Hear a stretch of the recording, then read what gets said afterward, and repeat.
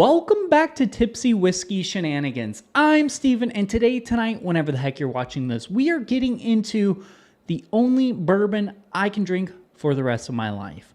But before we get into that, please do me that favor, like, comment, and subscribe. That helps us out a ton, and we seriously appreciate the support. But let's get into today's video. So, we are doing this video because one, I do think it's a fun concept, and two, we were volunteered to do it by your drinking buddy. So if you don't know who they are, I'll probably try to put their link down below. Love him. He's a fantastic YouTube channel. Love everything he does. But today we are getting into the only bourbon you can drink for the rest of your life. And this was a very difficult concept. Very difficult challenge. Like there's at least 10 bottles where I'm like, man, I would hate to lose this or a variation of this or a whiskey like this in my collection. But, you know, in this certain situation, I had to do it.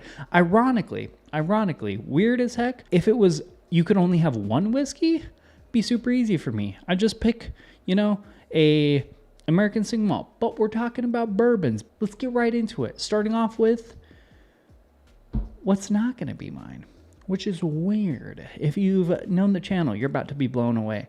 This is not one of my only, or not my only bourbon for the rest of my life. Elijah Craig Barrel Proof.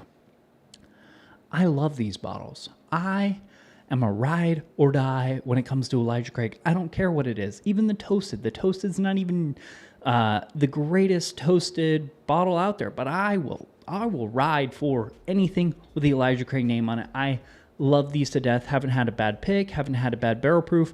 Haven't had anything bad from them outside. I guess the rye was kind of just meh, but I love Elijah Craig so much, and they make some of the best bourbons out there, but they're high proof, they're nice age statements, like they're real nice age statements, but it's not something I could see myself drinking every single day because I don't necessarily want something that high of proof, that I don't want that something that, you know, oaky and nutty. And not gonna lie, yes, the proof point, yeah, you can water it down, but I don't really love watering down these Elijah Craig barrel proofs because they start to kind of, I don't want to say fall flat per se, but like that profile, I really like that at like high, intense oak, nuttiness, a bougie Reese's peanut butter cup. I like that cranked up to 11, and it just seems like a cheap imitation to drink it on lower proof, but you know, I wouldn't want to drink high proof whiskey every single day. Not that I drink every single day, but you know what I mean. Like coming up with, you know, probably my favorite bottle of all time, one that I really considered. Knob Creek Single Barrel Picks. This is an oldie but a goldie pick. This is one of those like old ones back when they had 14-year-old age statements. This is probably my favorite bottle in my entire collection. This is a rock star of a whiskey. Absolutely love this.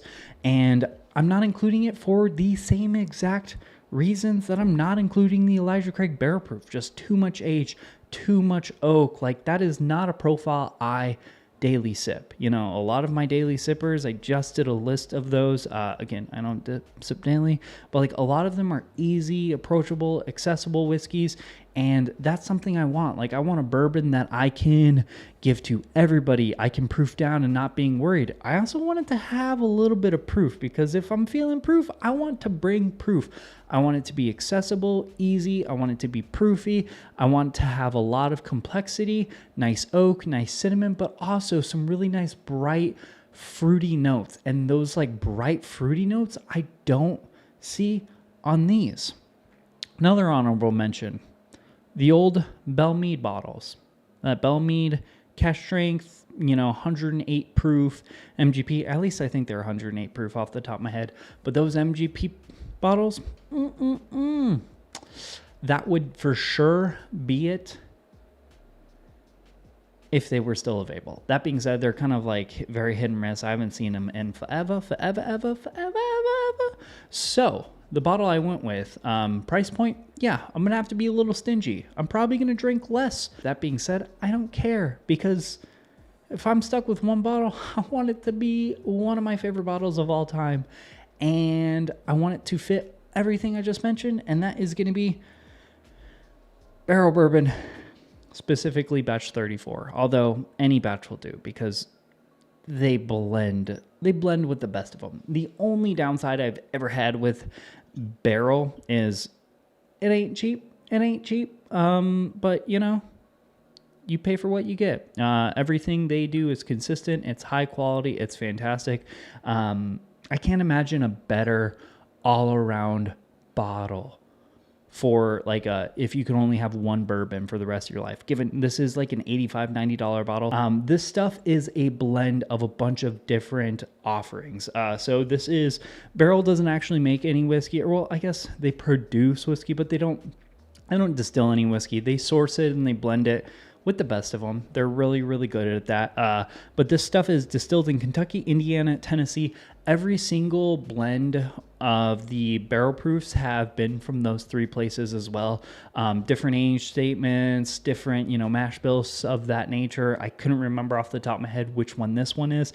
This specific batch is very, very cinnamony, baking spice. Like it tastes a higher age, but not quite where like those Elijah Craig's that Knob Creek is, where it's like it's nutty and it's oaky. This has a nice baking spice, nice oak, but it still brings a lot of those luscious caramel, fruity notes in there that I like in a whiskey now. I know it's a really weird phase of mine. I'm just realizing this over the last 6 months. I've gotten really into MGP recently. Like MGP over maybe not even 6 months, maybe the last year and a half. I don't know. I really like that blend of nice like oak and depth and like baking spices, but also those bright, shiny, fruity notes. Like I'm starting to really, really enjoy that. So that's why I really think this is good. And also, with this being, what is the proof point on this? 114.6. This is a really easy, accessible barrel proof, but it's still a barrel proof. So I can hit those barrel proof notes. I can water it down without really being too concerned because, there's 1,000 of these on the shelf usually, not the specific batch, but I can find another barrel, batch, bourbon, whatever on the shelves. Absolutely no problem. I'm not worried about any of that. That is the only bourbon I would like to have in my collection if I could only have one.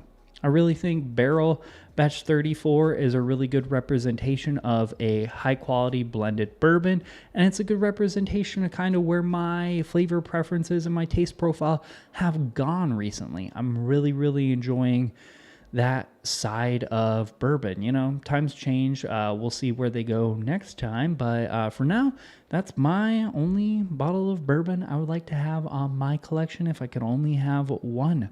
Please do me that favor. Like, comment, and subscribe on this video. Let me know what you thought about it. Again, give your drinking buddy some love in the comments. Give him some love on his YouTube channel. Thank you so much for, volunteering me to do this video. Also, check out the Facebook, Instagram, and the Patreon. Links for all that stuff are down there below as well. Cheers, y'all. We'll see you later.